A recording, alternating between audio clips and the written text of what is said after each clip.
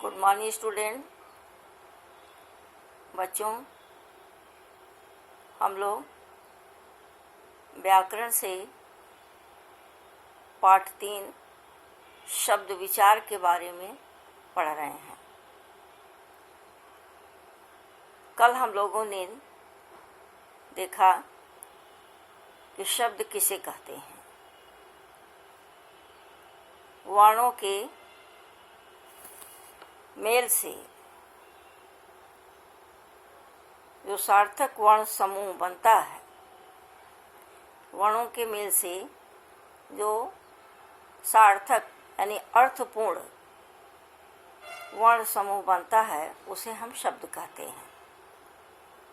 हम लोगों ने देखा कि वाक्य क्या है।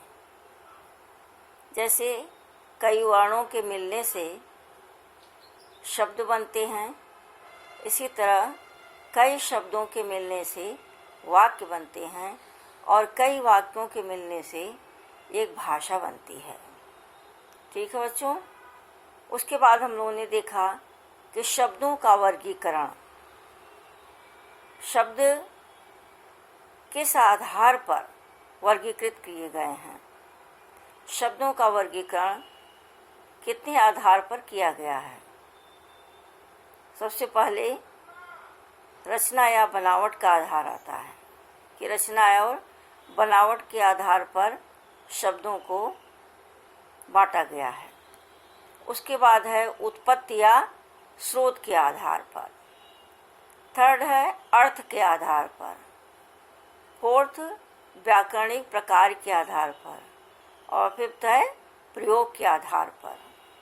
बच्चों, कल हम लोगों ने रचना या बनावट के आधार पर शब्दों के प्रकार को समझा। रचना या बनावट के आधार पर शब्दों को 3 प्रकार से विभाजित किया गया है।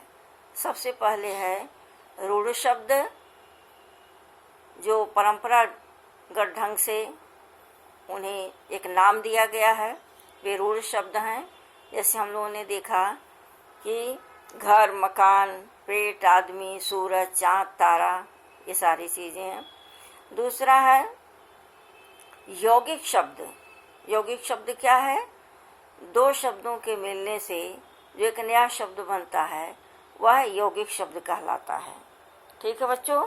जैसे राजकुमार, राज और कुमार 2 शब्दों से मिलकर राजकुमार शब्द बना। उसके बाद हम लोगों ने देखा योग रूढ़ शब्द। योग रूढ़ शब्द यानी 2 शब्दों से मिलकर बना भी है और जो परंपरागत है, रूढ़िवादी है, परंपरागत ढंग से इन शब्दों का प्रयोग होता रहा।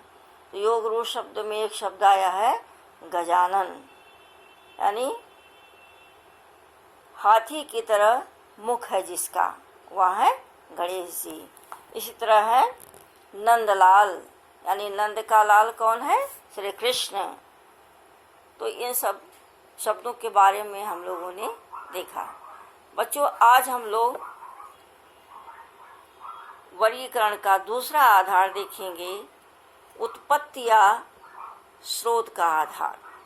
कि शब्दों का विभाजन उत्पत्ति या स्रोत के आधार पर किया गया है। तो हम लोग देखेंगे कि वह कौन कौन से शब्द हैं जिन्हें इस आधार में रखा गया है। ठीक है बच्चों। तो आओ चलो हम लोग देखते हैं उत्पत्ति या स्रोत के आधार पर शब्दों के प्रकार। उत्पत्ति या स्रोत के आधार पर शब्दों को 5 प्रकार का माना गया है। हमारे विचारकों ने उत्पत्ति या स्रोत के आधार पर जो शब्द निश्चित किए हैं वह 5 प्रकार के हैं। तो सबसे पहले कौन सा शब्द है बच्चों? तत्सम शब्द। तत्सम शब्द अर्थात उसके समान। किसके समान? संस्कृत के शब्दों के समान। तत्सम शब्द क्या है? संस्कृत के शब्दों के समान जो शब्द होते हैं उन्हें तत्सम शब्द कहा गया है। देखो, तत्सम शब्द तत् धन सम शब्दों के मेल से बना है। संस्कृत भाषा के जो शब्द मूल रूप में हिंदी में प्रयोग किए जाते हैं वे तत्सम शब्द कहलाते हैं। ठीक है बच्चों, संस्कृत के जो शब्द मूल रूप में हिंदी में प्रयोग किए जाते हैं उन्हें तत्सम शब्द कहते हैं, जैसे दुग्ध, घृत, अग्नि, मयूर, निद्रा, रात्रि। अगला शब्द है तद्भव शब्द। तद्भव का अर्थ देखो क्या है। तद्भव का अर्थ है उससे उत्पन्न। किससे उत्पन्न? संस्कृत शब्दों से उत्पन्न। अब देखो क्या है दिया इसमें, संस्कृत शब्दों से बिगड़कर यानी परिवर्तित होकर जो शब्द हिंदी में प्रयोग किए जाते हैं वे तद्भव कहलाते हैं। जैसे अभी तुमने ऊपर देखा कि तत्सम शब्द है दुग्ध और इसी का बिगड़ा हुआ रूप है दूध। ऐसे घृत शब्द जो है यह तत्सम रूप है और इसका बिगड़ा रूप क्या है? घी। ठीक है, तो इस तरह के शब्द हैं। उस तत्सम शब्दों के तद्भव रूप देखो, वत्स, वत्स माने बच्चा, यह दिखाई दे रहा है। बधिर माने पहरा, काज, कर्पूर, स्वर्ण, सोने को क्या कहते हैं? सोने का तत्सम रूप क्या है बेटा? सोना स्वर्ण कहलाता है। ठीक है, तो बहुत सारे शब्द दिए हुए हैं तत्सम और तद्भव। ठीक है, अगला शब्द है देशज। जैसा अभी तुमने देखा उत्पत्ति या स्रोत के आधार पर शब्दों के 5 प्रकार माने गए हैं। सबसे पहले हमने देखा तत्सम शब्द, फिर तद्भव शब्द, अब तीसरा है देशज शब्द। क्षेत्रीय बोलियों के प्रभाव से हिंदी में प्रयोग किए जाने वाले शब्द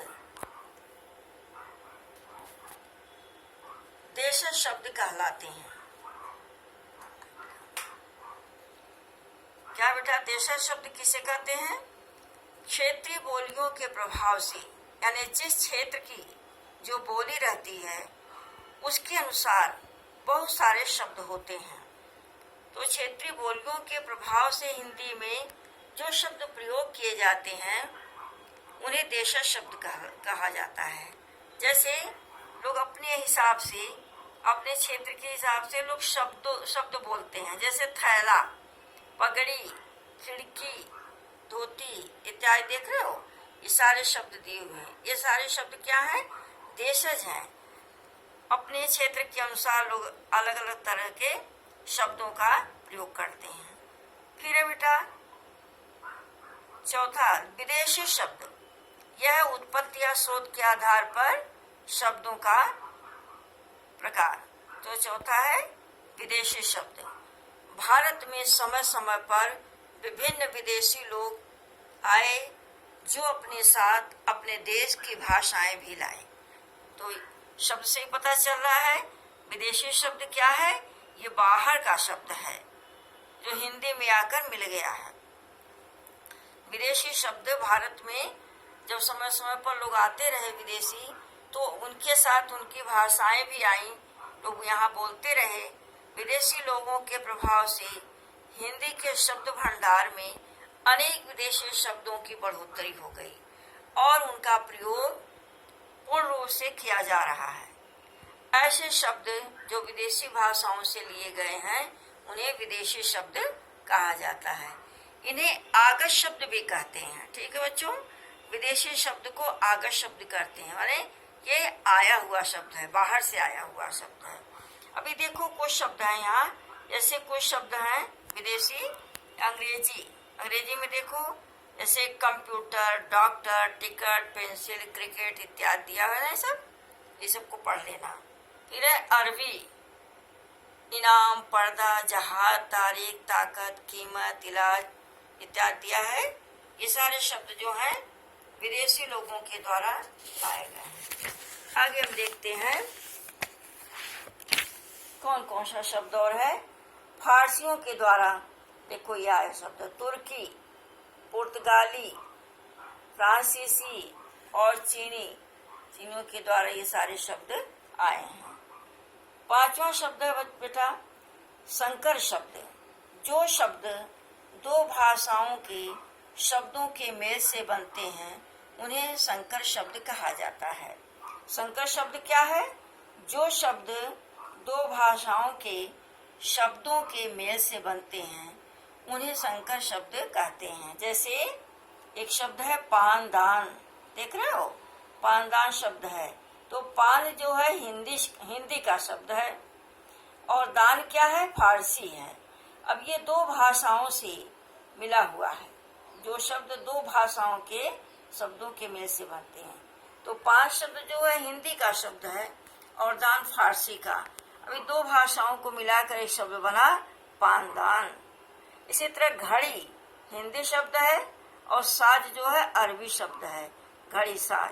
तो देखो बहुत सारे शब्द यहाँ दिए हुए हैं, इसे तुम ध्यान से पढ़ लेना। ठीक है बेटा।